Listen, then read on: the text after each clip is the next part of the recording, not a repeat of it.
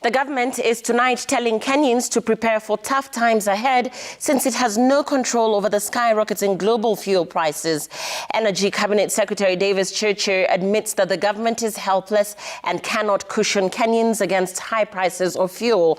Appearing before the Departmental National Assembly Committee on Energy, CS Chirchir and EPRA Managing Director Daniel Kiptoo ruled out the return of fuel subsidies as an immediate intervention, instead rooting for an increase in allocation of the Fuel Stabilization Fund. Setolale reports.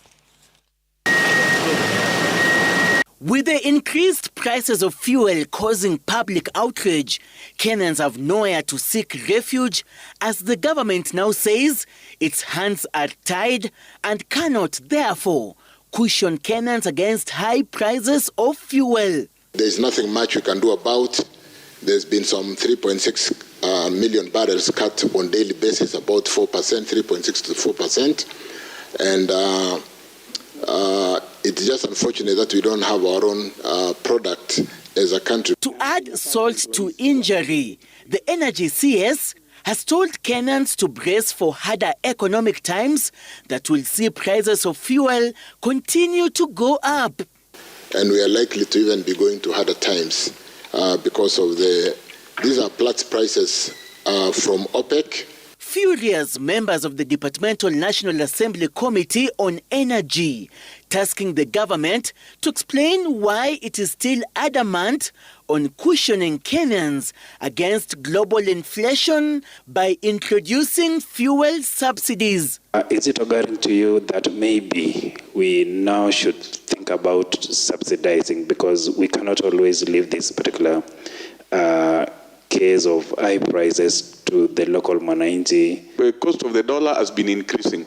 The cost of fuel has been increasing. So I've never seen any benefit that we've gotten as a country because of the G2G. We wake up, the prices have changed by almost 20 shillings.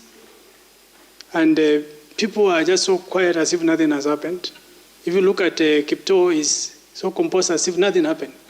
And last night, he just increased the cost of fuel by almost 20 shillings. So the movement of 1 shilling, in terms of 1 shilling to the dollar, is an additional 300 to 350 million shillings that will be passed on to consumers at the pump. But the spike is a global spike. It is a spike that has been seen across the globe. Further, we have seen this happen in our region. G2G was brought up to salvage us, but it is not doing so. It is not helping Kenyans.